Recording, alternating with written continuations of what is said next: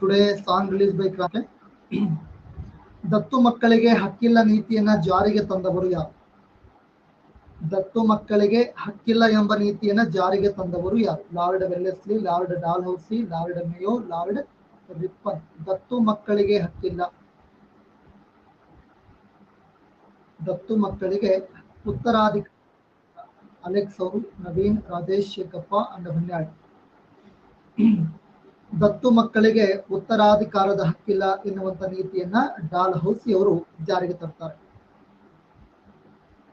ಸಹಾಯಕ ಸೈನ್ಯ ಪದ್ಧತಿಯನ್ನ ಜಾರಿಗೆ ತಂದವರು ಯಾರು? ಸಹಾಯಕ ಸೈನ್ಯ ಪದ್ಧತಿಯನ್ನ ಜಾರಿಗೆ ತಂದವರು ಯಾರು?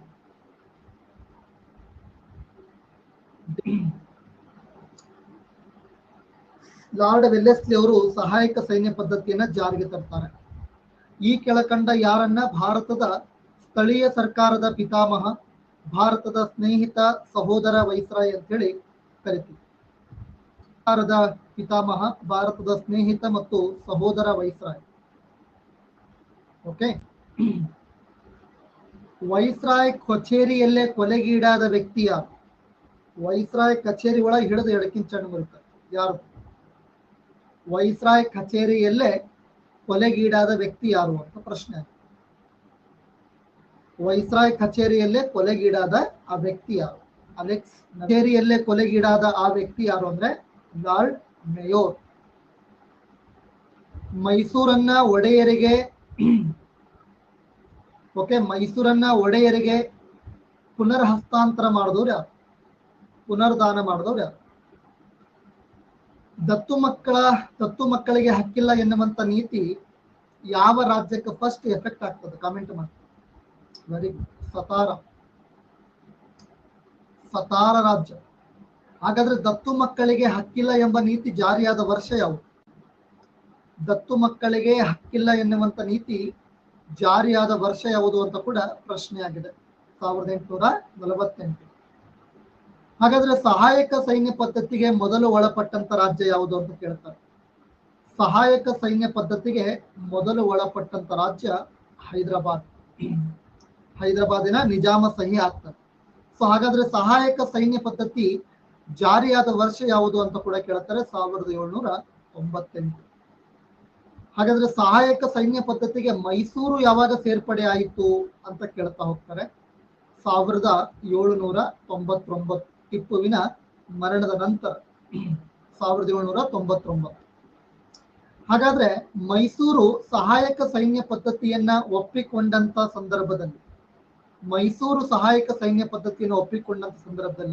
ಇದ್ದಂತ ಮೈಸೂರಿನ ಒಡೆಯರು ಯಾರು ಅಂದ್ರೆ ಮುಮ್ಮಡಿ ಕೃಷ್ಣರಾಜ ಒಡೆಯರು. ಮುಮ್ಮಡಿ ಕೃಷ್ಣರಾಜ ಒಡೆಯರು. ಕ್ಲಿಯರ್? ತಾಯಿ ಚಿಕ್ಕಮ್ಮಣ್ಣಿಯವರಾಗಿರ್ತಾರೆ. ಕಮಿಷನರ್ ಆಳ್ವಿಕೆಗೆ ಒಳಪಡಿಸಿದವರು ವಿಲಿಯಂ ಬೆಂಟಿಂಕ್ ರೀ. ಬಿದನೂರು ದಂಗೆ ಆಗ್ತದೆ, ನಗರ ದಂಗೆ 1831ರಲ್ಲಿ ಮೈಸೂರು ವಿಲಿಯಂ ಬೆಂಟಿಂಕ್ ಅವರ ಆಡಳಿತದ ಅವಧಿಯಲ್ಲಿ ಕಮಿಷನರ್ ಆಳ್ವಿಕೆಗೆ ಒಳಪಡ್ತದೆ. ನಾನು ಹೇಳಿದ್ದು ಪುನರ್ದಾನ. ಮೈಸೂರು ಮನೆತನವನ್ನ, ಸಂಸ್ಥಾನವನ್ನ ಒಡೆಯರಿಗೆ ಪುನರ್ದಾನ ಮಾಡಿದ್ದು, ಹಿಂತಿರುಗಿಸಿದ್ದು ಯಾರಂದ್ರೆ ರಿಪ್ಪನ್ ಅಂತ ಹೇಳಿ. ಓಕೆ, ಕನ್ಫ್ಯೂಸ್ ಮಾಡ್ಕೋಬೇಕು. ನೆಕ್ಸ್ಟ್ ಇಲ್ರಿ ಸುನಿಲ್ ಅವರೇ, ನೆಕ್ಸ್ಟ್ ಪ್ರಶ್ನೆ ಕಡೆ ಹೋಗೋಣ. ನಂತರದ ಪ್ರಶ್ನೆ ನೋಡಿ. ದತ್ತು ಮಕ್ಕಳಿಗೆ ಹಕ್ಕಿಲ್ಲ ಎನ್ನುವಂತ ನೀತಿಯನ್ನ, ದತ್ತು ಮಕ್ಕಳಿಗೆ ಹಕ್ಕಿಲ್ಲ ಎನ್ನುವಂತ ನೀತಿಯನ್ನ ಡಾಲ್ಹೌಸಿ ಅವರು 1848ರಲ್ಲಿ ಜಾರಿಗೆ ತರ್ತಾರೆ. ಯಾವುದೇ ಭಾರತದ ರಾಜನಿಗೆ ಸ್ವಂತ ಮಕ್ಕಳು ಇಲ್ಲದಿದ್ರೆ ದತ್ತು ಪುತ್ರನಿಗೆ ಪಟ್ಟವೇರುವ ಹಕ್ಕಿಲ್ಲ, ಉತ್ತರಾಧಿಕಾರದ ಹಕ್ಕಿಲ್ಲ ಅಂತ ಹೇಳಿ ಅವ ಘೋಷಣೆಯನ್ನ ಹೊರಡಿಸ್ತಾನೆ. ಪುತ್ರ ಸಂತಾನವಿಲ್ಲದೆ ತೀರಿಕೊಂಡಂತ ಅರಸರ ಗತಿ ಏನ್ರಿ ಸರ್ ಅಂದ್ರೆ ಆ ಸಾಮ್ರಾಜ್ಯ ಬ್ರಿಟಿಷರ ವಶ ಆಗ್ತಾ ಇತ್ತು. ಯುದ್ಧವಿಲ್ಲದೇನೆ ಸಾಮ್ರಾಜ್ಯವನ್ನ ವಿಸ್ತರಣೆ ಮಾಡುವಂತ ನೀತಿ ಇದೆ. ಸೊ ಈ ನೀತಿಗೆ ಔದ್, ಸತಾರಾ, ನಾಗಪುರ, ಝಾನ್ಸಿಗಳು ನೇರವಾಗಿ ಬ್ರಿಟಿಷರ ವಶ ಆಗ್ತವೆ. ಓಕೆ. ಬ್ರಿಟಿಷರಿಗೆ ದಿವಾನಿ ಹಕ್ಕಿನ ಪ್ರಾಪ್ತಿಯಾದ ವರ್ಷ ಯಾವುದು? ಇಂಪಾರ್ಟೆಂಟ್ ಪ್ರಶ್ನೆ ನೋಡಿ. ಬ್ರಿಟಿಷರಿಗೆ ದಿವಾನಿ ಹಕ್ಕು ಪ್ರಾಪ್ತಿಯಾದ ವರ್ಷ ಯಾವುದು? ಹೋಲ್ಕೊಳ್ಳಿ. 1764, 65, 57, 1798. ದಿವಾನಿ ಹಕ್ಕು ಅವ್ರಿಗೆ ಯಾವಾಗ ಸಿಗ್ತದ?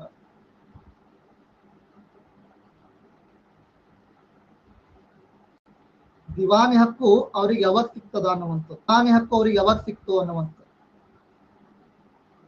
1765. 1765. ಓಕೆನಾ? ಕಂಪನಿಯ ವ್ಯವಹಾರಗಳನ್ನ ಸುವ್ಯವಸ್ಥೆಗೊಳಿಸಲು ಬ್ರಿಟಿಷ್ ಸರ್ಕಾರ ರಾಬರ್ಟ್ ಕ್ಲೈವ್ ಅನ್ನ ಮತ್ತೊಮ್ಮೆ ಭಾರತಕ್ಕೆ ಗವರ್ನರ್ ಆಗಿ ಕಳಿಸ್ತಾರೆ. ಓಕೆ, ಆತ ಮೊಘಲ ರಾಜ 2ನೇ ಶಾ ಆಲಂ ಅಲಹಾಬಾದ್ ಒಪ್ಪಂದ ಆಗ್ತದೆ. ಸೊ ಆ ಅಲಹಾಬಾದ್ ಒಪ್ಪಂದದ ಅನುಸಾರ ಈ ಮೊಘಲ್ ರಾಜನಿಗೆ 26 ಲಕ್ಷ ರೂಪಾಯಿ ಕೊಡಬೇಕು ಅನ್ನೋದು ಒಂದು ಒಪ್ಪಂದ ಆಗ್ತದೆ. ಇದಕ್ಕೆ ಪ್ರತಿಯಾಗಿ ಬ್ರಿಟಿಷರು ಬಂಗಾಳ, ಬಿಹಾರ ಮತ್ತು ಒರಿಸ್ಸಾ, ಅಸ್ಸಾಂ ಸಹಿತ ಅಂತ ಯಾಕೆ ಕೊಟ್ಟಾರಂದ್ರೆ ಅಸ್ಸಾಂ ಕೂಡ ಬಂಗಾಳ ಪ್ರಾಂತ್ಯಕ್ಕೆ ಒಳಪಡ್ತಾ ಇತ್ತು ಅವಾಗ. ಓಕೆ, ಬಂಗಾಳ, ಬಿಹಾರ, ಒರಿಸ್ಸಾ ಪ್ರಾಂತ್ಯಗಳ ದಿವಾನಿ ಹಕ್ಕನ್ನ ಬ್ರಿಟಿಷರು ಪಡಿತಾರೆ. ಸರಿ, ಈ ದಿವಾನಿ ಹಕ್ಕ ಅಂದ್ರೆ ಏನ್ ಸರ್? ಆ ಸ್ಥಳದ ಭೂ ಕಂದಾಯವನ್ನ ವಸೂಲಿ ಮಾಡುವ ಹಕ್ಕು. ಓಕೆನಾ? ಆ ಪ್ರದೇಶದ ಭೂ ಕಂದಾಯವನ್ನ ವಸೂಲಿ ಮಾಡುವಂತ ಹಕ್ಕನ್ನೇ ನಾವು ದಿವಾನಿ ಹಕ್ಕು ಅಂತ ಹೇಳಿ ಕರಿತೀವಿ. ಕಂದಾಯ ವಸೂಲಿ ಮಾಡುವಂತ ಹಕ್ಕು. ಕ್ಲಿಯರಿ?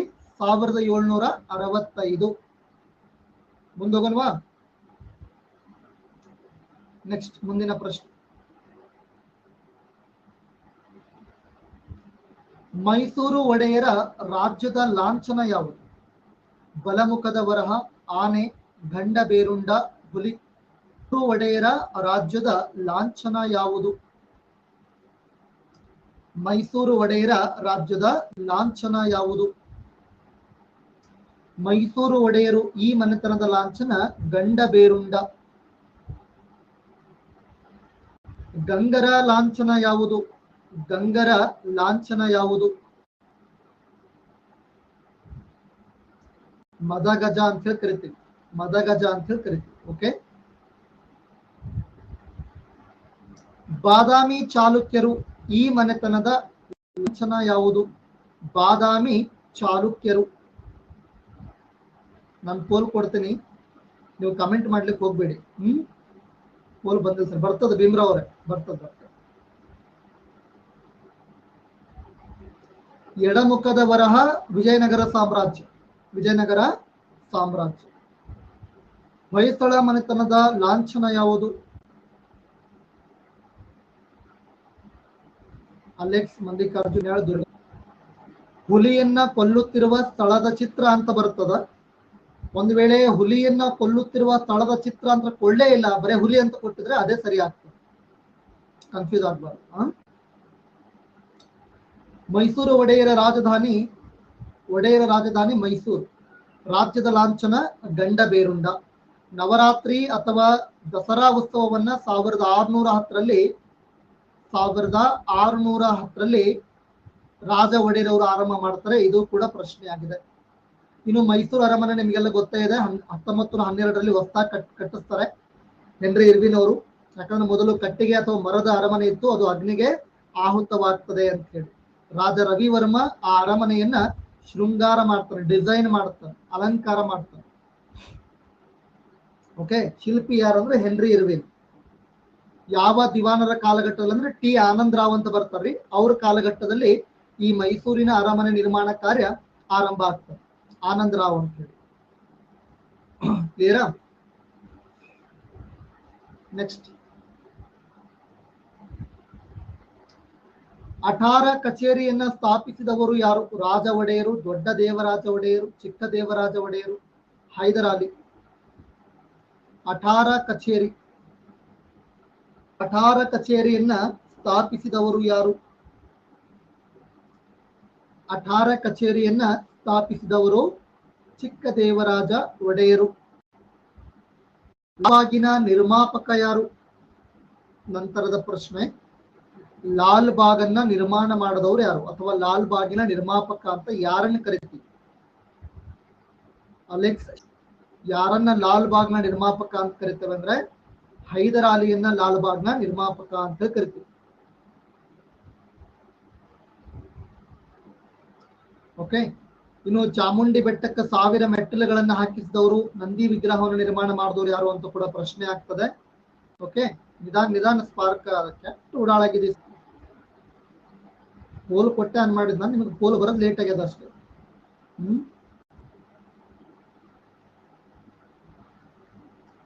ಒಟ್ಟು ಸಮಾಧಾನ ಇಲ್ಲಲ್ಲ ಸ್ಪಾರ್ಕ್. ನೋಡಿ, ಚಿಕ್ಕದೇವರಾಜ ಒಡೆಯರ್ ಅವರು ರಾಜಧಾನಿಯಲ್ಲಿ 18 ಶಾಖೆಗಳುಳ್ಳ ಮುಖ್ಯ ಆಡಳಿತ ಕಚೇರಿಯನ್ನು ಸ್ಥಾಪಿಸ್ತಾರೆ. 18 ಅಂದ್ರೆ 18. ಓಕೆ, 18 ಕಚೇರಿ, 18 ಆಡಳಿತ ಕಚೇರಿ, 18 ಆಡಳಿತ ಶಾಖೆಗಳುಳ್ಳ ಕಚೇರಿ. ಓಕೆನಾ. ಸಾಮ್ರಾಜ್ಯದಲ್ಲಿ ದಷ್ಟತೆಯಿಂದಾಗಿ, ಈತನ ದಷ್ಟ ನೀತಿಯಿಂದಾಗಿ ಖಜಾನೆಯಲ್ಲಿ ಬಹಳಷ್ಟು ಹಣ ಉಳಿತಾಯ ಆಗ್ತದೆ. ಸೊ ಹಾಗಾಗಿ ನವಕೋಟಿ ನಾರಾಯಣ ಅಂತ ಕೂಡ ಕರೀತಾರೆ. ಇದೇ ಚಿಕ್ಕದೇವರಾಜ ಒಡೆಯರ್ ಅವರು ಖಾಸಿಂ ಖಾನ್ ನಿಂದ 3 ಲಕ್ಷ ರೂಪಾಯಿಗಳಿಗೆ ಬೆಂಗಳೂರನ್ನ ಪಡಿತಾರೆ. ಇದೇ ಚಿಕ್ಕದೇವರಾಜ ಒಡೆಯರ್ ಅವರು ಛತ್ರಪತಿ ಶಿವಾಜಿ ಅವರ ಸೇನೆಯನ್ನು ಹೆಮ್ಮೆಟ್ಟಿಸುವ ಮೂಲಕ ಮಹಾರಾಷ್ಟ್ರ ಭೂಪಾಲ ಜಾಲರಿಪು ಎನ್ನುವಂತ ಬಿರುದನ್ನು ಪಡಿತಾರೆ. ಔರಂಗಜೇಬನಿಂದ ರಾಜ ಜಗದೇವ ಎನ್ನುವಂತ ಬಿರುದನ್ನು ಪಡಿತಾರೆ. ಓಕೆ, ಮುಂದದ ಅವ್ರ ಬಗ್ಗೆ ಬಹಳಷ್ಟು ಪ್ರಶ್ನೆಗಳು ಡಿಸ್ಕಸ್ ಮಾಡೋಣ. ಈ ಕೆಳಕಂಡ ಯಾವ ವ್ಯಕ್ತಿ ತನ್ನನ್ನು ತಾನು ರಾಜ್ಯದ ಕಾರ್ಯಕರ್ತ ಅಂತ ಕರ್ಕೊಳ್ತಾನೆ? ಹೈದರಾಲಿ, ಟಿಪ್ಪು ಸುಲ್ತಾನ್, ದಳವಾಯಿ ನಂಜರಾಜ. ಅದು ಧೋಂದಿಯ ಆಗಿದೆ, ಧೋಂಡಿಯವಾದ. ತನ್ನನ್ನು ತಾನು ಒಂದು ರಾಜ್ಯದ ಕಾರ್ಯಕರ್ತ ಅಂತ ಹೇಳಿ ಕರ್ಕೊಂಡವ್ರು ಯಾರು? ಒಂದು ರಾಜ್ಯದ ಕಾರ್ಯಕರ್ತ ಅಂತ ಹೇಳಿ ತನ್ನನ್ನ ತಾನು ಕರೆದುಕೊಂಡಂತ ವ್ಯಕ್ತಿ ಹೈದರಾಲಿ. ಈ ಕೆಳಕಂಡ ಯಾವ ವ್ಯಕ್ತಿ ಫ್ರೆಂಚರ ಜಾಕೋಬಿನ್ ಕ್ಲಬ್ಬಿನ ಸದಸ್ಯನಾಗಿದ್ದ? ಫ್ರೆಂಚರ ಜಾಕೋಬಿನ್ ಕ್ಲಬ್ಬಿನ ಸದಸ್ಯನಾಗಿದ್ದ ವ್ಯಕ್ತಿ ಯಾರು? ದಂಗೆ ನಡೀತದೆ, ವಾಗದಂಗೆ. ಓಕೆ, ಹಾಗಾದ್ರೆ ಕಮೆಂಟ್ ಮಾಡಿ, ಕರ್ನಾಟಕಕ್ಕೆ ರೇಷ್ಮೆಯನ್ನ ಪರಿಚಯ ಮಾಡಿದವರು ಯಾರು? ಕರ್ನಾಟಕಕ್ಕೆ ರೇಷ್ಮೆಯನ್ನ ಪರಿಚಯ ಮಾಡಿದವರು ಯಾರು?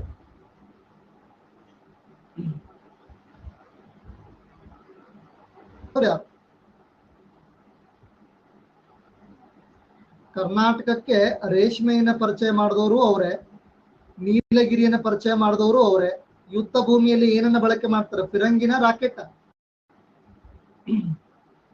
ಏನಂತ ಕರಿತೀವಿ ನೋಡ್ರಿ, ಯುದ್ಧ ಭೂಮಿ ಒಳಗೆ ಏನ್ ಕಂಡಿಡಿತಾರ ಅವರು? ಲೀಡರ್ ಬೋರ್ಡ್ ನೋಡೋಣ ಒಮ್ಮೆ.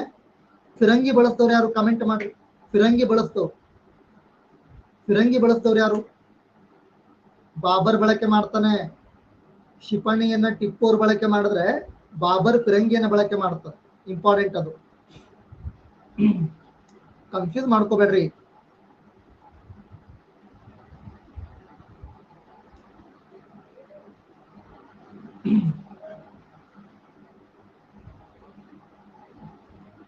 ರಾಜ್ಯದ ಕಾರ್ಯಕರ್ತ ತಾನೆಂದು ಕರೆದುಕೊಂಡು 2ನೇ ಕೃಷ್ಣರಾಜ ಒಡೆಯರನ್ನ ಬದಿಗೊತ್ತಿದನು. ಇಂಪಾರ್ಟೆಂಟ್. ಯಾರು ಅಳವಡಿಸಿದ ಕಂದಾಯ ವ್ಯವಸ್ಥೆಯನ್ನ ಶಿಸ್ತು ಎಂದು ಕರೆಯಲಾಗಿದೆ?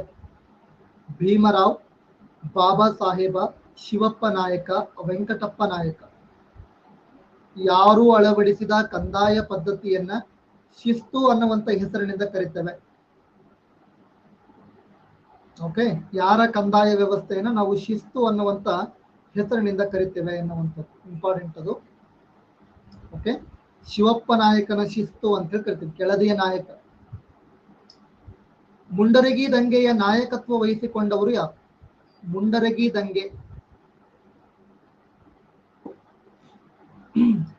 ದಂಗೆ ವೆರಿ ಗುಡ್, 70%. ಸುರಪುರ ದಂಗೆಯ ನಾಯಕ ಯಾರು? ಸುರಪುರ ದಂಗೆಯ ನಾಯಕ ಯಾರು? ಸುರಪುರ ದಂಗೆಯ ನಾಯಕ ಸುರಪುರದ ವೆಂಕಟಪ್ಪ ನಾಯಕ.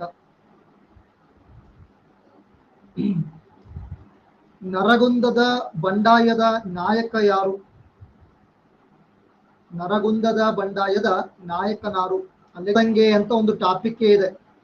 ಕರ್ನಾಟಕದಲ್ಲಿ ಸಶಸ್ತ್ರ ದಂಗೆ, ಮೋಸ್ಟ್ ಇಂಪಾರ್ಟೆಂಟ್ ಚಾಪ್ಟರ್. ಅರ್ಥ ಆಯ್ತಲ್ಲ? ಕೇಳ್ತಾರ, 100% ಕೇಳ್ತಾರ.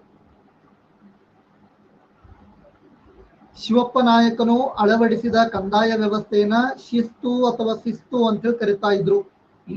ಓಕೆ, ಶಿವಪ್ಪ ನಾಯಕನ ಶಿಸ್ತು ಅಂತಾನೆ ಕರೀತಾರೆ.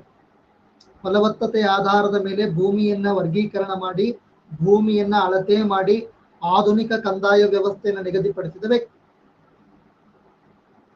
ಹೈದರಾಲಿಯ ಸೇನೆಯನ್ನ ಕೊಂದು ಹಾಕಿದ ವೀರ ವನಿತೆ ಯಾರು? ಹಿಡಿದು ಎಡಕಿನ ಚಂಡ ಮುರಿತರು, ಬಾ ಬಾಡೆ ಅನ್ನೋದು ಹೊಡೆಯೋದು, ಒಂದೊಂದೇ ಏಟಿಗೆ ಖಲಾಸ್.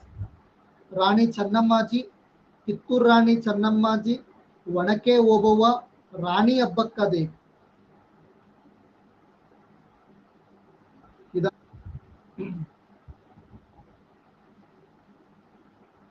ಓಕೆ, ಒಣಕೆ ಓಬವ್ವ ವೀರ ವನಿತೆ ಅಂತಾನೆ ಕರಿತೀವಿ ಅವ್ರನ್ನ ನಾವು ಇತಿಹಾಸದಲ್ಲಿ. ವೀರ ವನಿತೆ ಓಬವ್ವ ಅಂತಾನೆ ಕರಿತೀವಿ. ಓಕೆ, ಕಾವಲುಗಾರನ ಹೆಂಡತಿ ಓಬವ್ವ ತನ್ನ ಒನಕೆಯಿಂದ ಅನೇಕ ಶತ್ರುಗಳನ್ನ ಕೊಂದು ಹಾಕ್ತಾಳೆ. ಓಕೆ, ಓಬವ್ವನ ಕಿಂಡಿ ಇವಾಗ್ಲೂ ಕೂಡ ಇದೆ ಅಲ್ಲಿ. ಓಕೆ, ಅದಕ್ಕೆ ವೀರ ವನಿತೆ ಅಂತ ಹೇಳಿ ಕರಿತೀವಿ. ಸ್ಟೋರಿ ಬೇಡ, ಮತ್ತೆ ಬಹಳ ಕ್ವಶನ್ ಅದಾವ. ಸ್ಟೋರಿ ಹೇಳ್ಕೊಂತ ಕುಂತ್ರೆ ಬಹಳ ಲೇಟ್ ಆಗ್ತದ. ಬೆಂಗಳೂರು ನಗರದ ಸ್ಥಾಪಕ ಯಾರು? ಖಾಸಿಂ ಖಾನ್, ಚಿಕ್ಕದೇವರಾಜ ಒಡೆಯರು, 1ನೇ ಕೆಂಪೇಗೌಡರು, ಮದಕರಿ ನಾಯಕ. ಬೆಂಗಳೂರು ನಗರದ ನಿರ್ಮಾಪಕರು, ನಗರದ ನಿರ್ಮಾಪಕರು ಯಾರು ನೋಡಿ? ಯಲಹಂಕದ ನಾಡಪ್ರಭುಗಳು ಅಂತಾನೆ ಒಂದು ಮನೆತನ ಬೆಂಗಳೂರನ್ನ ಆಳ್ವಿಕೆ ಮಾಡ್ತಾರೆ. ಓಕೆ, ಅದರಲ್ಲಿ ಪ್ರಸಿದ್ಧರು 1ನೇ ಕೆಂಪೇಗೌಡರು. ಅವರು ಬೆಂಗಳೂರು ನಗರವನ್ನ ನಿರ್ಮಾಣ ಮಾಡ್ತಾರೆ. ಬೆಂಗಳೂರನ್ನ 3 ಲಕ್ಷಕ್ಕೆ ಕೊಂಡುಕೊಂಡಿದ್ದು ಚಿಕ್ಕದೇವರಾಜ ಒಡೆಯರು, ಖಾಸಿಂ ಖಾನ್ ಅವರಿಂದ. ಇನ್ನು ಚಿತ್ರದುರ್ಗದ ಪಾಳೆಗಾರರಲ್ಲಿ ಪ್ರಸಿದ್ಧ ಅರಸ ಮದಕರಿ ನಾಯಕ. ಓಕೆ, ಕೇಳಬಹುದು ಅಂತ ಕೊಟ್ಟಿದ್ದೇನೆ ಆಪ್ಷನ್. 1ನೇ ಕೆಂಪೇಗೌಡನು ಬೆಂಗಳೂರು ನಗರದ ಸ್ಥಾಪಕನೆಂದು ಹೆಸರುವಾಸಿಯಾಗಿದ್ದಾನೆ. ಬೆಂಗಳೂರಿನಲ್ಲಿ ಕೋಟೆಯೊಂದನ್ನು ಕಟ್ಟಿ ಅಲ್ಲಿಂದ ಆಳ್ವಿಕೆ ನಡೆಸಿದ. ಬೆಂಗಳೂರಿನ ಬಸವನಗುಡಿಯ ಬಸವನ ದೇವಾಲಯ ಫೇಮಸ್ ಆ ಕಡೆಗೆ. ಹಲಸೂರಿನ ಸೋಮೇಶ್ವರ ದೇವಾಲಯ, ಗವಿಗಂಗಾಧೇಶ್ವರ ದೇವಾಲಯಗಳ ವಿಸ್ತರಣೆ ಈತನ ಸಾಧನೆ. ಈತನಿಗೆ ಸಂಬಂಧಪಟ್ಟಂತೆ ಕೆಲವೊಂದು ಕೆರೆಗಳು ಬರ್ತಾವ. ಅರ್ಥ ಆಯ್ತ್ರಿ? ಕೆರೆಗಳನ್ನ ಕಟ್ಟಿಸ್ತಾವ ಯಾರಪ್ಪ ಅಂದ್ರೆ ಅದು 1ನೇ ಕೆಂಪೇಗೌಡ. 4 ಪ್ರಮುಖ ಕೆರೆಗಳು. ಒಂದು ಕೆಂಪಾಂಬುದಿ ಕೆರೆ,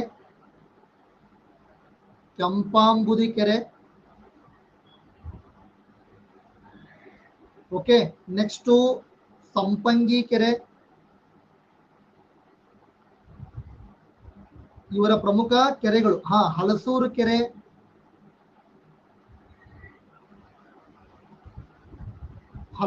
ಕೆರೆ, ಧರ್ಮಾಂಬುದಿ ಕೆರೆ. ಈ ಕೆರೆಗಳು ಯಾಕೆ ಬರೆಯಾಕತ್ತಿರ್ತಾರ? ಇಂಪಾರ್ಟೆಂಟ್ ಅದಾವ್ರಿ. ಈಗೆಲ್ಲ ಕೆರೆಗಳು ಮುಚ್ಚಿ ಸ್ಟೇಡಿಯಂ ಮಾಡ್ಕೊಂಡ್ರೆ ರಾಮತ್ ಬೇರೆ. ಓಕೆ, ಇಂಪಾರ್ಟೆಂಟ್ ಅದಾವ.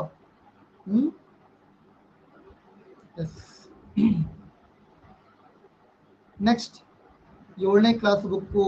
ಯಾವ ಕ್ಲಾಸ್ ಬುಕ್ ಅಂತ? 7ನೇ ಕ್ಲಾಸ್ ಬುಕ್ಕು. ಈ ಕೆಳಗಿನ ಯಾರಿಗೆ ಪ್ರಜಾವತ್ಸಲ ಎಂಬ ಬಿರುದಿತ್ತು? ಇಂಪಾರ್ಟೆಂಟ್ ನೋಡ್ರಿ.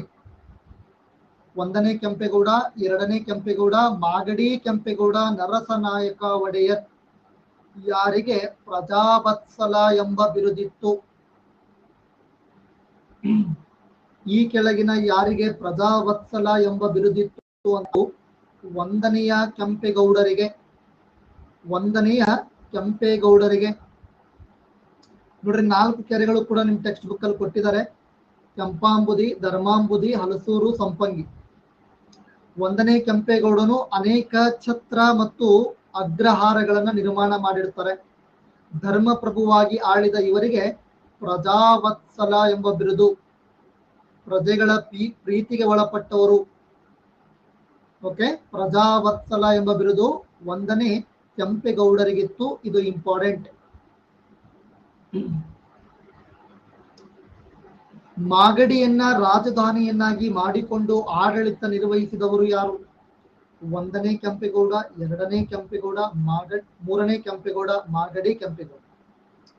ಮಾಗಡಿಯನ್ನ ರಾಜಧಾನಿಯನ್ನಾಗಿ ಮಾಡಿಕೊಂಡು ಆಡಳಿತ ನಿರ್ವಹಿಸಿದ ಯಲಹಂಕದ ನಾಡಪ್ರಭುಗಳ ಅರಸರ ದೊರೆ ಯಾರು? ಮಾಗಡಿಯನ್ನ ತನ್ನ ರಾಜಧಾನಿಯನ್ನಾಗಿ ಮಾಡಿಕೊಂಡು ಆಳ್ವಿಕೆ ಮಾಡಿದವರು ಎರಡನೇ ಕೆಂಪೇಗೌಡರು. ಓಕೆನಾ? ಒಂದನೇ ಕೆಂಪೇಗೌಡವರ ಮಗ.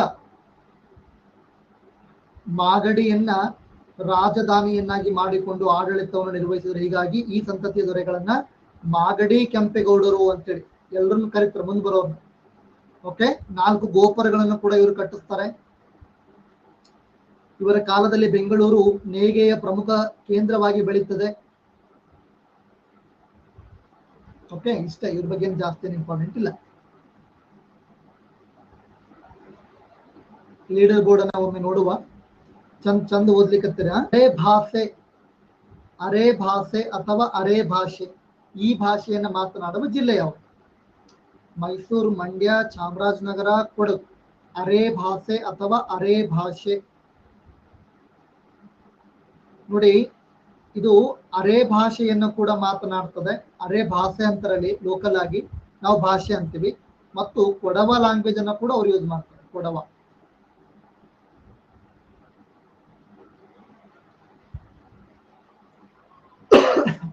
ಓಕೆ, ಪರಿಶುದ್ಧ ಕನ್ನಡವನ್ನ ಮಾತನಾಡುವ ಜಿಲ್ಲೆ ಯಾವುದು? ಕಮೆಂಟ್ ಮಾಡ್ರಿ. ಅತಿ ಹೆಚ್ಚು ಪರಿಶುದ್ಧ ಕನ್ನಡವನ್ನ ಮಾತನಾಡ್ತಕ್ಕಂಥ ಜಿಲ್ಲೆ ಮಂಡ್ಯ. ನಾವೆಲ್ಲ ಕಂಗ್ಲೀಷ್.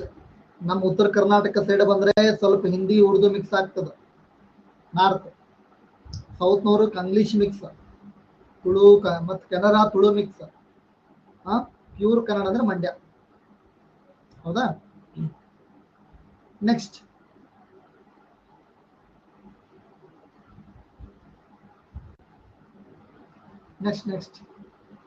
ಕಾವೇರಿ ನದಿಯ ಉಗಮ ಸ್ಥಾನ ಗಂಗೋತ್ರಿ, ತಲಕಾವೇರಿ, ವರಹಾ ಬೆಟ್ಟಗಳು, ಮಹಾರಾಷ್ಟ್ರದ ಮಹಾಬಲೇಶ್ವರ. ಕಾವೇರಿ ನದಿಯ ಉಗಮ ಸ್ಥಾನ ಯಾವುದು?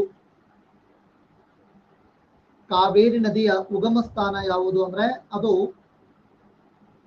ಕೊಡಗು ಜಿಲ್ಲೆಯ ತಲಕಾವೇರಿ. ಕೃಷ್ಣಾ ನದಿಯ ಉಗಮ ಸ್ಥಾನ ಯಾವುದು? ಕೃಷ್ಣಾ ನದಿಯ ಉಗಮ ಸ್ಥಾನ ಮಹಾರಾಷ್ಟ್ರದ ಪಶ್ಚಿಮ ಘಟ್ಟಗಳ ಮಹಾಬಲೇಶ್ವರ ಎಂಬಲ್ಲಿ. ಕೃಷ್ಣನ ದೇವಸ್ಥಾನ ಕೂಡ ಅಲ್ಲಿದೆ. ಓಕೆ, ಗಂಗಾ ನದಿ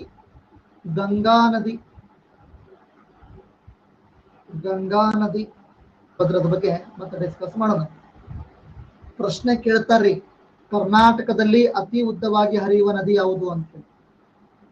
ಕರ್ನಾಟಕದಲ್ಲಿ ಅತಿ ಉದ್ದವಾಗಿ ಹರಿಯತಕ್ಕಂಥ ನದಿ ಅಂದ್ರೆ ಕೃಷ್ಣ, 483.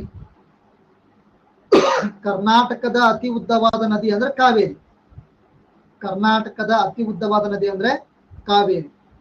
ಯಾವ ಬೆಟ್ಟದಲ್ಲಿ ಉಗಮವಾಗ್ತದ್ರೆ ಕಾವೇರಿ ನದಿ? ಕೊಡಗು ಜಿಲ್ಲೆಯ ಯಾವ ಬೆಟ್ಟ? ಕೊಡಗು ಜಿಲ್ಲೆಯ ಯಾವ ಬೆಟ್ಟ? ಬ್ರಹ್ಮಗಿರಿ ಬೆಟ್ಟ. ಕೊಡಗು ಜಿಲ್ಲೆಯ ಬ್ರಹ್ಮಗಿರಿ ಬೆಟ್ಟ. ವರಹಾ ಬೆಟ್ಟಗಳು ಮಂಗಳೂರು, ಚಿಕ್ಕಮಂಗ್ಳೂರು ರೀ. ಆ ಕಡೆ ಯಾಕೆ ಹೋಗ್ತಿದೀನಿ? ನಾಗರಹೊಳೆ ರಾಷ್ಟ್ರೀಯ ಉದ್ಯಾನವನ ಕಂಡು ಬರುವುದು ಎಲ್ಲಿ? ಉತ್ತರ ಕನ್ನಡ, ಬೆಂಗಳೂರು, ಕೊಡಗು, ಚಾಮರಾಜನಗರ. ನಾಗರಹೊಳೆ ರಾಷ್ಟ್ರೀಯ ಉದ್ಯಾನವನ. ಇದಕ್ಕೆ ಸಂಬಂಧಪಟ್ಟಂತೆ ಪ್ರಸ್ತುತ ಹೋರಾಟಗಳು ನಡೀತಾ ಇದೆ. ವಿವಾದದಲ್ಲಿರ್ತಕ್ಕಂಥ ಉದ್ಯಾನವನ ಪ್ರಶ್ನೆ ಆಗೋ ಸಾಧ್ಯತೆ ಕೂಡ ಇದೆ. ಕರಿಯಪ್ಪ ಅವ್ರ ಹೆಸರು ಇಡ್ತೀವಿ ನಾವು ಅಂತ ಹೇಳಿ ಹೋರಾಟಗಳಾಗ್ಲಿಕ್ಕತ್ತವ. ನೋಡೋಣ ಕೊಡಗು, ಮೈಸೂರು. ಬಂಡೀಪುರ ರಾಷ್ಟ್ರೀಯ ಉದ್ಯಾನವನ ಕಂಡು ಬರುವ ಜಿಲ್ಲೆ ಯಾವುದು? ಕರ್ನಾಟಕದಲ್ಲಿ ಒಟ್ಟಾರೆ 5 ರಾಷ್ಟ್ರೀಯ ಉದ್ಯಾನವನಗಳದಾವ. ಬಂಡೀಪುರ ರಾಷ್ಟ್ರೀಯ ಉದ್ಯಾನವನ ಕಂಡು ಬರ್ತಕ್ಕಂಥದ್ದು ಎಲ್ಲಿ ಅಂದ್ರೆ, ವೆರಿ ಗುಡ್, ಬಂಡೀಪುರ ಕಂಡು ಬರ್ತಕ್ಕಂಥದ್ದು ಚಾಮರಾಜನಗರ. ಅಣಶಿ ರಾಷ್ಟ್ರೀಯ ಉದ್ಯಾನವನ. ಅಣಶಿ, ಶಿ ಅಲ್ಲ, ಅಣಶಿ ರಾಷ್ಟ್ರೀಯ ಉದ್ಯಾನವನ ಕಂಡು ಬರ್ತಕ್ಕಂಥದ್ದು ಉತ್ತರ ಕನ್ನಡ ಜಿಲ್ಲೆ. ಬನ್ನೇರುಘಟ್ಟ ರಾಷ್ಟ್ರೀಯ ಉದ್ಯಾನವನ, ಏಷ್ಯಾದ ಮೊದಲ ಚಿಟ್ಟೆ ಪಾರ್ಕ್. ಬನ್ನೇರುಘಟ್ಟ ರಾಷ್ಟ್ರೀಯ ಉದ್ಯಾನವನ ಕಂಡು ಬರ್ತಕ್ಕಂಥದ್ದು ಉಳಿದಿದ್ದು ಒಂದೇ. ಯಾವುದು? ಕುದುರೆಮುಖ ಚಿಕ್ಕಮಗಳೂರು, ಚಿಕ್ಕಮಗಳೂರು, ಚಿಕ್ಕಮಗಳೂರು. ಇತ್ತೀಚೆಗೆ ಈ ಉತ್ತರ ಕನ್ನಡ ಬಳಿಯ ದಾಂಡೇಲಿ ಬಹಳ ಫೇಮಸ್ ಆಗಿದೆ. ದಾಂಡೇಲಿ ವನ್ಯಜೀವಿ ಧಾಮದಲ್ಲಿ ಮೊಸಳೆ ಪಾರ್ಕ್ ಅನ್ನ ಇತ್ತೀಚೆಗೆ ಉದ್ಘಾಟನೆ ಮಾಡಿದ್ದಾರೆ. ಸೊ ಕೇಳುವ ಸಾಧ್ಯತೆಗಳು ಬಹಳಷ್ಟಿದೆ. ಅತ್ತಿವೇರಿ ಪಕ್ಷಿಧಾಮ, ಜಲಪಾತಗಳ ಜಿಲ್ಲೆ, ಅತಿ ಹೆಚ್ಚು ಅರಣ್ಯವನ್ನು ಒಳಗೊಂಡಿರ್ತಕ್ಕಂಥ ಜಿಲ್ಲೆ ಉತ್ತರ ಕನ್ನಡ ನಮಗೆ ಇಂಪಾರ್ಟೆಂಟ್.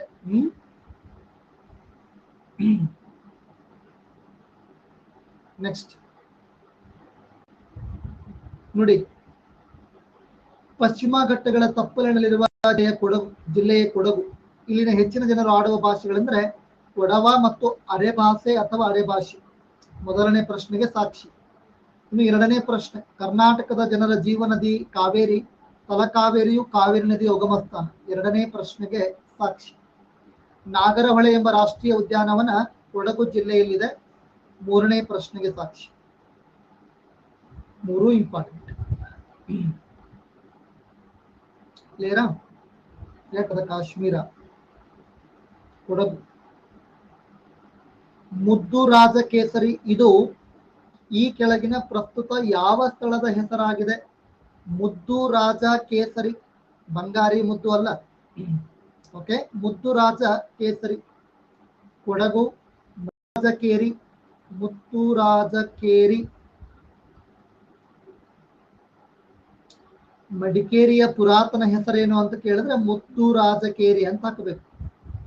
ಮುದ್ದು ರಾಜ ಕೇರಿ.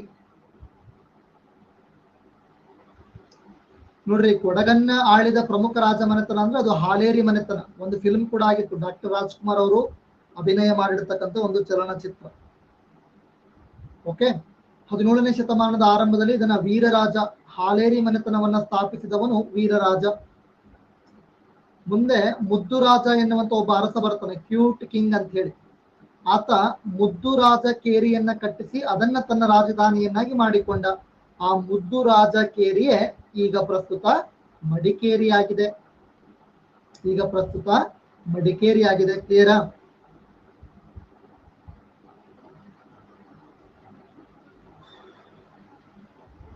ಕೊಡಗು ಕರ್ನಾಟಕದೊಂದಿಗೆ ವಿಲೀನವಾದ ವರ್ಷ ಯಾವುದು?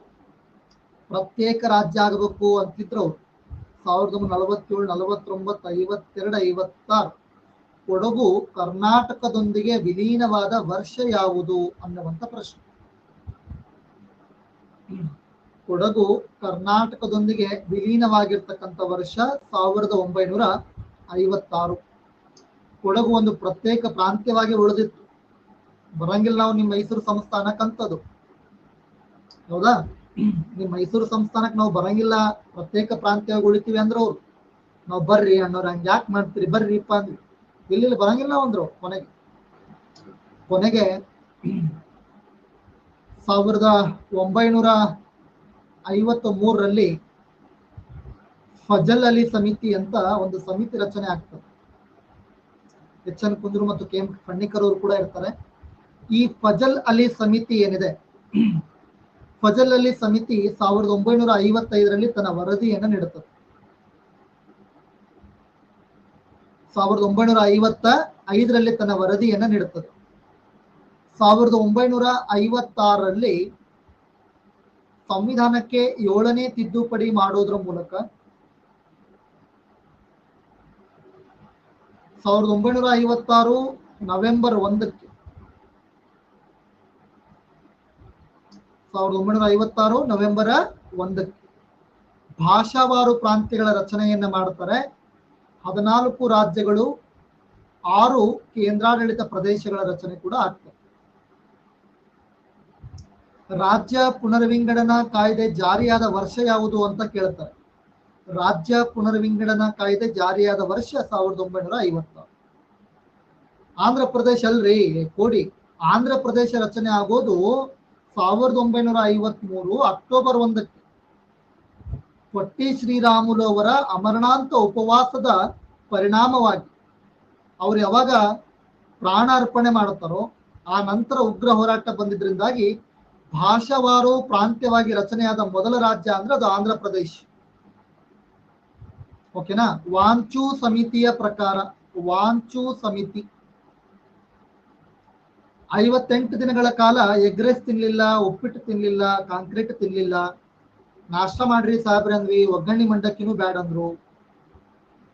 ಆ ನೀರರ ಕುಡಿರಿ, ಜ್ಯೂಸರ ಕುಡಿರಿ ಅಂದ್ವಿ, ಒಲ್ಲೆ ಒಟ್ಟ ಒಲ್ಲೆ ನಕ್ಕೋ ಅಂದ್ರು. ಏನ್ ಕೊಡಕ್ ಹೋದ್ರು ನಕ್ಕೋ. ಕೊನೆಗೆ ಚಾಯ್ ಪಾರ್ಲೇಜಿ ಬಿಸ್ಕೆಟ್ ತಿನ್ರಿ ಅಂದ್ವಿ. ಬೇಕಂದ್ರೆ ಬೇಕು. ಮದ್ರಾಸ್ನಿಂದ ತೆಲುಗು ಭಾಷೆ ಮಾತನಾಡ್ತಕ್ಕಂಥ ಆಂಧ್ರ ಪ್ರದೇಶವನ್ನ ಪ್ರತ್ಯೇಕ ರಾಜ್ಯ ಮಾಡ್ಲೇಬೇಕಂತ ಕುಂತರು. ಗೋಬಿ ಪಾನಿಪುರಿ ಕುಚ್ ಬಿ ನೈ. ಕೊನೆಗೆ ಅವರು ಪ್ರಾಣ ಹೋದ್ಮೇಲೆ ಉಗ್ರ ಹೋರಾಟ ಆಗಿ ಜಾಬಿ ನಕ್ಕೋ ಬಾ ಅಂದ್ರು. ಓಕೆ, ಭಾಷಾವಾರು ರಾಜ್ಯವಾಗಿ ಆಂಧ್ರ ಪ್ರದೇಶ ರಚನೆ ಆಗ್ತದೆ. ಪ್ರಶ್ನೆ ಕೇಳಿದರೆ ಭಾಷೆಗಳ ಆಧಾರದ ಮೇಲೆ ರಾಜ್ಯವನ್ನ ರಚನೆ ಮಾಡುವುದಕ್ಕೆ ಸಂಬಂಧಪಟ್ಟಂತೆ ರಚನೆಯಾದ ಮೊದಲ ಸಮಿತಿ ಯಾವುದು ಅಂತ ಹೇಳಿ ಎಸ್.ಕೆ. ಧಾರ್ ಸಮಿತಿ. ಜೇನ್ಲಾಲ್ ಪನ್ನಾಲಾಲ್ ಅವರು ಬರ್ತಾರೆ, ಇಲ್ಲಿ ರಿಜೆಕ್ಟ್ ಮಾಡ್ತಾರೆ, ಭಾಷೆಗಳ ಆಧಾರದ ಮೇಲೆ ರಾಜ್ಯ ರಚನೆ ಮಾಡೋದು ಬೇಡ ಅಂತ ಹೇಳಿ. ಆನಂತರ JVP ಕಮಿಟಿ ಬರ್ತದೆ, ಜವಾಹರ್ಲಾಲ್ ನೆಹರು, ವಲ್ಲಭಾಬಾಯಿ ಪಟೇಲ್, ಪಟ್ಟಾಭಿ ಸೀತಾರಾಮಯ್ಯ. ಅಲ್ಲೂ ಕೂಡ ಭಾಷೆಗಳ ಆಧಾರದ ಮೇಲೆ ರಾಜ್ಯ ರಚನೆ ಮಾಡೋದು ಬೇಡ ಅಂತ. ಬಟ್ ಕೊನೆಗೆ 1956 ನವೆಂಬರ್ 1ಕ್ಕೆ ರಾಜ್ಯಗಳ ಪುನರ್ವಿಂಗಡಣೆ ಆಗ್ತದೆ. ಫಜಲ್ ಅಲಿ ಸಮಿತಿಯ ಶಿಫಾರಸ್ H.N. ಕುಂದ್ರು ಮತ್ತು KM ಫಣ್ಣಿಕರ್ ಅವರು ಕೂಡ ಅಲ್ಲಿರ್ತಾರೆ. ಪ್ರಶ್ನೆ ಆಗಿದೆ, ಸಂವಿಧಾನ ರಚನಾ ಸಭೆಗೆ ಕೊಡಗು ಅಥವಾ ಕೂರ್ಗ್ ಪ್ರಾಂತದಿಂದ ಆಯ್ಕೆ ಆಗಿದ್ದವ್ರು ಯಾರು? ಇದು ಕೂಡ ಒಮ್ಮೆ ಪ್ರಶ್ನೆ ಆಗಿದೆ. IC ಇಲ್ಲಿ ಹಾಕಿಸಬೇಕಾಗ್ತದೆ ಒಂದು. Very good. KM ಪೂರ್ಣಿಮಾ ಅಲ್ಲಿ ಹೋಗಿ ಕೊಡಿ. ಒಟ್ಟು ನಿನ್ ಮನಸ್ನಾಗಿರೋವೆಲ್ಲ ಹೆಸರು ಹಾಕು, ನಿಮ್ಮಾಕಿ ನೆನಪು ಮಾಡ್ಕೊಂಡು ಹಾಕು. ಮಲ್ಲವ್ವ, ಕಲ್ಲವ್ವ, ಪೂರ್ಣಿಮಾ, ಅಮಾವಾಸಿ, ಬರ ಇಂಥವ್ ಮಾಡ್ರಿ ಇಂಥವ್. ಅದಕ್ಕೆ ನೌಕರಿ ಆಗುವಲ್ದು ದೌಡ. ಕೊಡಗಿನಲ್ಲಿ ಸ್ವಾತಂತ್ರ್ಯ ಹೋರಾಟದಲ್ಲಿ ಕೊಡಗಿನ ಸ್ವತಂತ್ರ ಪ್ರೇಮಿಗಳು ಸಕ್ರಿಯವಾಗಿ ಭಾಗವಹಿಸ್ತಾರೆ. ಸ್ವತಂತ್ರ ನಂತರ ಕೊಡಗು ಕೆಲ ಕಾಲ ಪ್ರತ್ಯೇಕ ರಾಜ್ಯವಾಗಿ ಉಳಿಯಿತು. 1956ರಲ್ಲಿ ಕೊಡಗು ಕರ್ನಾಟಕದೊಂದಿಗೆ ವಿಲೀನವಾಯಿತು. ಕ್ಲಿಯರಾ? ಸ್ವತಂತ್ರ ಭಾರತದ ಭೂಸೇನೆ, ನೌಕಾದಳ, ವಾಯುಪಡೆಗಳಿಗೆ ಮೊದಲ ಅಧಿಪತಿಯಾಗಿದ್ದವರು, ದಂಡನಾಯಕ ಆದವ್ರು ಯಾರು? KM Cariappa, KS Thimayya, Bipin Rawat, Lord Cornwallis. ಭೂಸೇನೆ, ನೌಕಾಪಡೆ, ವಾಯುಪಡೆ ಮೂರಕ್ಕೂ ದಂಡನಾಯಕರಾಗಿದ್ರು ಅವರು.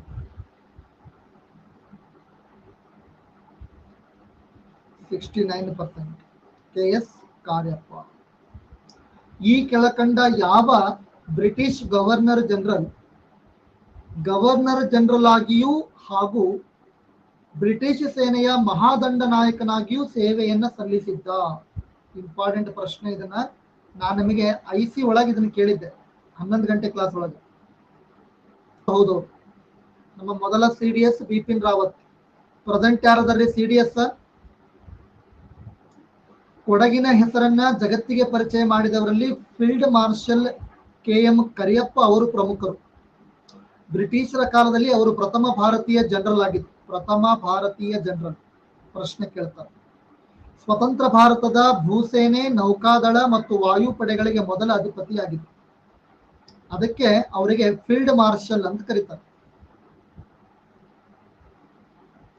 ಸರ್ KM ಪೂರ್ಣಚ್ಚ ಅಲ್ವಾ? ಹಣಿ ಹೊಡ್ಕೋಬೇಕು ಅವನ.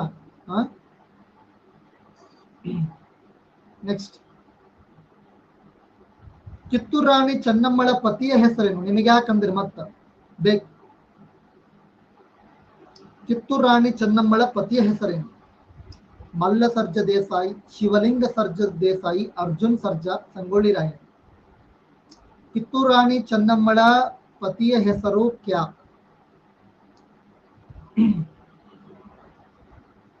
ಅವರು ಸತ್ತ ಮೇಲೆನೆ ಮತ್ತೆ ಪತ್ನಿ ಸಂಸ್ಥಾನವನ್ನು ಉಳಿಸುವ ಸಲುವಾಗಿ ಹೋರಾಟ ಮಾಡೋದಲ್ವಾ? ಹೌದಿಲ್ಲ? ಪಾಪ ಅವ್ರದ್ದು ಕೊಡುಗೆ ಇದೆ. ಮಗ ಶಿವಲಿಂಗ ಸರ್ಜಾ. ಚೆನ್ನಮ್ಮಳ ನಿಷ್ಠಾವಂತ ಸೇವಕ ಯಾರು ಅಂತ ಒಮ್ಮೆ ಪ್ರಶ್ನೆ ಆಗಿದೆ. ಚೆನ್ನಮ್ಮಳ ನಿಷ್ಠಾವಂತ ಸೇವಕ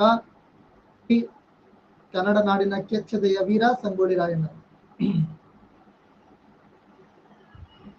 ನೆಕ್ಸ್ಟ್, ಮತ್ತ ಅರ್ಜುನ್ ಸರ್ಜಾ ಅಂತ ಹಾಕಿರಿ. ಬೆಳಗಾವಿ ಜಿಲ್ಲೆಯ ಕಿತ್ತೂರು 2 ಶತಮಾನಗಳ ಹಿಂದೆ ಪ್ರಭಾವಶಾಲಿ ರಾಜ್ಯವಾಗಿತ್ತು. ವೀರವನಿತೆ ಕಿತ್ತೂರಿನ ರಾಣಿ ಚೆನ್ನಮ್ಮ ರಾಜ ಮಲ್ಲಸರ್ಜ ದೇಸಾಯಿಯ ಕಿರಿಯ ಎರಡನೇ ಹೆಂಡತಿ. ಮಲ್ಲಸರ್ಜನು ಅವನ ಉತ್ತರಾಧಿಕಾರಿಯಾಗಿದ್ದ ಮಗನೂ ಕೂಡ ಇಬ್ರು ತೀರ್ಕೊಳ್ತಾರೆ. ಅವಾಗ ಶಿವಲಿಂಗ ಸರ್ಜಾ ಎನ್ನುವಂತ ದತ್ತು ಪುತ್ರನನ್ನ ತಗೋತಾಳೆ. ಆದ್ರೆ ಥ್ಯಾಕ್ರೆ ಆ ದತ್ತು ಸ್ವೀಕಾರವನ್ನ ತಿರಸ್ಕಾರ ಮಾಡುತ್ತಾನೆ. ಹೇಳ್ತಾನವ, ದತ್ತು ಪುತ್ರರಿಗೆ ಉತ್ತರಾಧಿಕಾರದ ಹಕ್ಕಿಲ್ಲ, ನಾವ್ ಇದಕ್ಕೆ ಒಪ್ಪಿಗೆ ಕೊಡಲ್ಲ ಅಂತ ಹೇಳಿ. ಸೊ ಥ್ಯಾಕ್ರೆ ರುಂಡ ಕಡಿತ ರಾಮತ್ ಬೇರೆ. ಓಕೆ, ಮೊದಲನೇ ಬ್ರಿಟಿಷ್ ಮತ್ತು ಕಿತ್ತೂರು ನಡುವಿನ ಯುದ್ಧದಲ್ಲಿ ಕಿತ್ತೂರೇ ಗೆಲುವನ್ನ ಸಾಧಿಸ್ತದೆ. ಎರಡನೇ ಕಿತ್ತೂರು ಯುದ್ಧದೊಳಗ ನಮ್ಮವರೇ ನಮಗೆ ಮಾಡಿದ ಮೋಸದಿಂದಾಗಿ ಕಿತ್ತೂರು ಸೋಲ್ತದ. ಓಕೆನಾ, ಇತಿಹಾಸದಲ್ಲಿ ನಮ್ಗೆ ಆಗಿರೋ ಅತಿ ದೊಡ್ಡ ಮೋಸ ಬ್ರಿಟಿಷರಿಂದ ಅಲ್ಲ, ನಮ್ಮವರಿಂದ. ದುಶ್ಮನ್ ಕಾಯ ಅಂದ್ರೆ ಬಾಜು ಮೇ ಛೈ. ರಾಯಣ್ಣನ ಸಮಾಧಿಯ ಮೇಲೆ ಆಲದ ಸಸಿ ಒಂದನ್ನ ನೆಟ್ಟವರು ಯಾರು?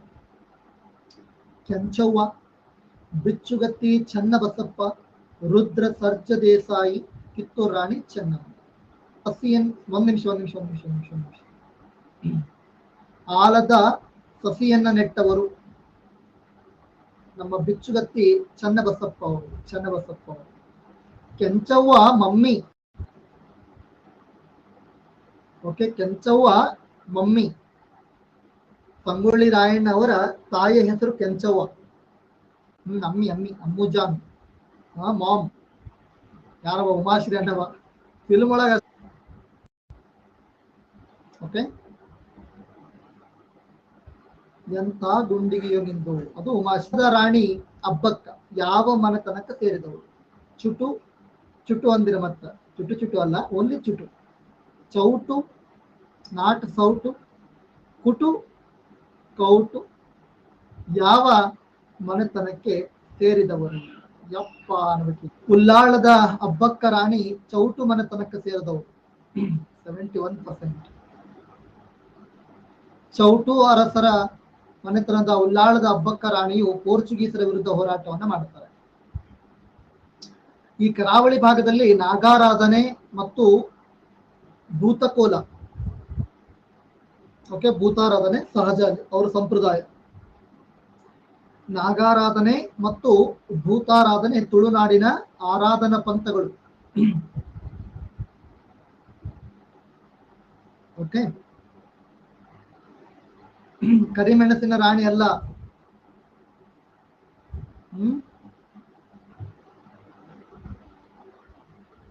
ಆಪ್ಷನ್ ಚಲೋ ಇದ್ವಲ್ಲ. ನೆಕ್ಸ್ಟ್, ಅವರು ಚೆನ್ನಭೈರಾದೇವಿ ಅವರು.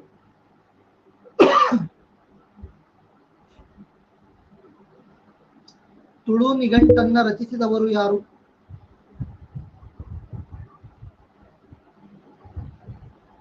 ಸ್ಪಾರ್ಕ. ಇದ್ರಾಗೂ ಓಡಾಡ್ತಾನ ಬಿಡಬೇಡ. ತುಳು ನಿಘಂಟನ್ನ ರಚನೆ ಮಾಡಿದವರು ಮಧ್ವಾಚಾರ್ಯರು, Ferdinand Kittel, Mannar, Udyavara.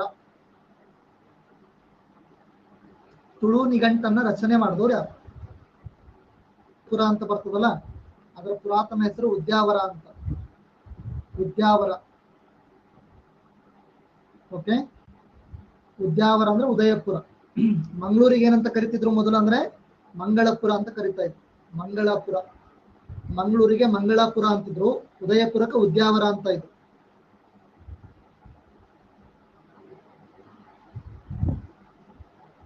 Next, Kannada ನಿಘಂಟನ್ನು ರಚಿಸಿದವರು?